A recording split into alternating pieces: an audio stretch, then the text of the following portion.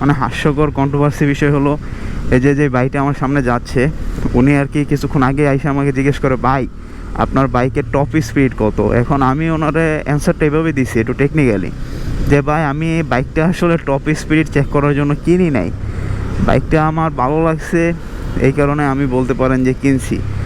এখন ভাই 250 CC 300 CC আমাদের দেশের মানুষ মনেই করে যে টপ তোলার জন্য নাকি কিনে থাকে বা স্পিডিং করার জন্য কিনে থাকে। এটা আমাদের মানে মেন্টালিটির প্রবলেম আর কি, আমাদের বাংলাদেশের মানুষের মন মানসিকতার সমস্যা, যে হায়ার সিসি মানে হায়ার টপ স্পিড। এখন হায়ার ব্রেকিং কন্ট্রোল যে একটা বিষয় আছে বা হায়ার স্টেবিলিটির যে একটা বিষয় আছে, ওইটা আসলে আমাদের দেশের মানুষ বোঝার চেষ্টা করে না। এই জায়গায় আবার সিগন্যাল পড়ছে, টপ তোলার জন্য বাইক কিনে এই যে এক বলদা এসে সামনে দাঁড়াইছে। কারণ আমি সোজা কেমনে যাবো, মানে ওনার খুব তাড়া।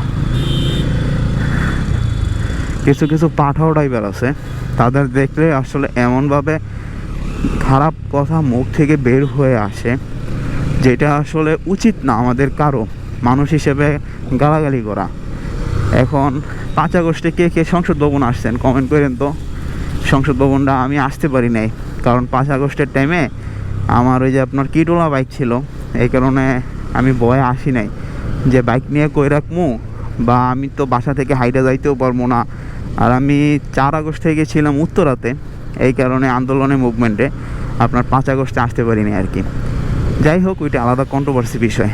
এখন আসেন আমরা যারা এরকম মোটোলক টেস্টলক বিশ্বাস না করতে পারি, তারা চাইলে আমি যে 2টা অপশন বলছি, যেমন রবির একটা আপনার জিপিএস আছে, গ্রামীণের একটা জিপিএস আমি দেখছি, আরও কোনো কোম্পানির জিপিএস আছে কি না আপনারা কমেন্ট করে জানাতে পারেন। বিশেষ করে বিশেষায়িত যেগুলো কোম্পানি আছে, যেগুলোর বিটিআরসি থেকে অনুমোদন আছে সেইগুলো। এখন মোটোলক টেস্টলক এগুলো সাডেন টাইমের জন্য বিটিআরসি থেকে অনুমোদন পাইছে। এখন কোন সময়টা পাইছে আপনি ওইটা লক্ষ্য করবেন। মোটোলকের আমার জানা মতে মোটোলকের ওনারকে আর ওনার অফিসের যে কর্মচারী, ওই 2 জনকেই ধরে নিয়েছিল আপনার মুভমেন্টের আগে, জুলাই আগস্ট মুভমেন্টের আগে। মানে ওনারা 2-3 মাস আগে ধরা খাইছিল, হয়তো 2-3 দিন ভিতরে ছুটিয়ে গেছে, যেহেতু টাকা পয়সা অনেক টাকা ইনকাম করছে, লটস অফ মানি। এখন এই মোটোলক বা টেস্টলক এগুলো আপনার চায়নাতে গেলে আপনি ওদের যদি একটা ডেমো দেখান যে আমার এই সেম জিনিসটাই লাগবে, তুমি বানায় দিবে, কত টাকা নিবে, ওরা আপনারে বিভিন্ন প্রকার বলবে, কপি মানে বিভিন্ন টাইপসের আপনার প্রোডাক্ট আছে, যেমন কপি প্রোডাক্ট, অথবা 1-to-1 কপি, অথবা আপনার সেম টু সেম কপি, এরকম অনেকগুলো লটস অফ ওয়ে আছে। এখন যেই অপশনটা আপনি বেছে নেন সেক্ষেত্রে আপনার ওই অপশনটাই কাজে লাগাতে পারবেন। এখন কপি প্রোডাক্টের ভিতরে আপনার অ্যাক্সেস কত দেখা যাচ্ছে, আপনি যদি কন যে আনলিমিটেড অ্যাক্সেস আমি নিব, সেহেতু আপনার সফটওয়্যারটা ওইভাবেই ডেভেলপ করবে। এখন আপনি চায়নাতে অনেক কিছুই পাবেন যেটা অতি সহজে আপনি বাংলাদেশের মার্কেটে যদি এনে একটু টেকনিক্যালি বাজারজাত করতে পারবেন। যেমন চায়নাতে আপনার অনেক প্রকার ইলেকট্রিক বাইক আছে, অনেক কোম্পানি আর কি ম্যানুফ্যাকচার করে, যেগুলো আপনি বাংলাদেশে এনে সহজে সেল করতে পারবেন, আপনার নাম লাগিয়েই চায়না থেকে আনতে পারবেন। দেখা যাচ্ছে আপনার নাম কুদ্দুস, যে কুদ্দুস বাইক ইলেকট্রিক হাইকার, বা কুদ্দুস ইলেকট্রিক বাইক, বা কুদ্দুস বিমানের হাইকার, এরকম নামদারি অনেক কিছু আপনি চায়না থেকে বানায় আনতে পারবেন। এই কারণে চায়না যারা আর কি একটু যোগাযোগ আছে চায়নার সাথে, বা চায়নার জিনিসপত্র নিয়ে একটু ঘাটাঘাটি করেন, তারা অনেকেই জানেন আমরা যে জিনিসগুলো অনেক দাম দিয়ে বাংলাদেশে ক্রয় করি, এগুলো চায়নাতে অনেক কম দাম। এখন আমি কিভাবে জানছি, আমি 2022 সালে চায়নাতে একটা মানে ট্যুরে যাওয়ার আমার তৌফিক হয়েছে।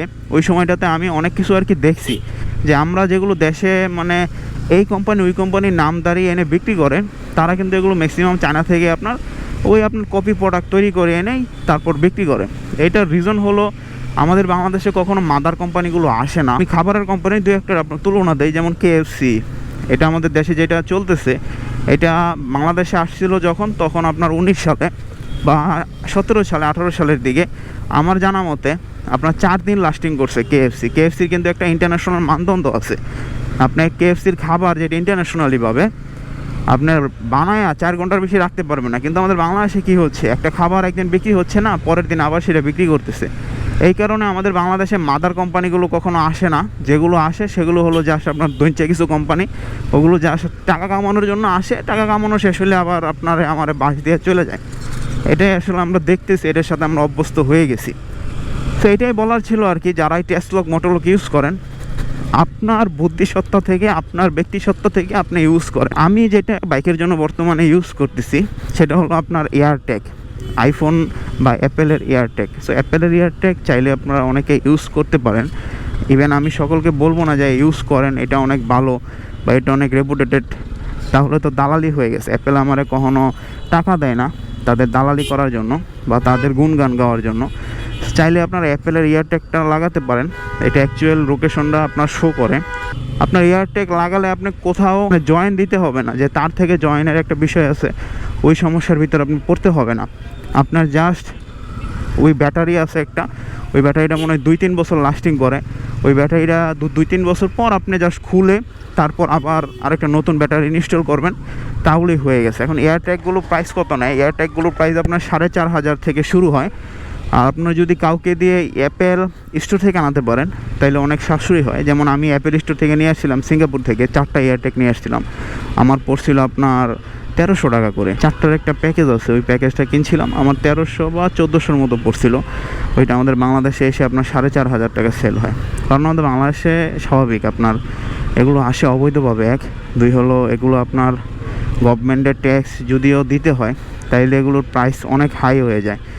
এই কারণে মগা নাকি, মানে যারা পাঠাও চালায় রে ভাই, তাদের যে কত একটা মেন্টালিটিতে প্রবলেম। বা বাংলাদেশে ঢাকা শহর দেখবেন আপনি বিচিত্র ধরনের ড্রাইভার, এই ড্রাইভারগুলো আসে গ্রাম অঞ্চল থেকে, আইসে ঢাকা শহর গাড়ি চালাইতে পারে না। Thank you for watching. সম্পূর্ণ ভিডিওটা দেখার জন্য অনেক অনেক ধন্যবাদ।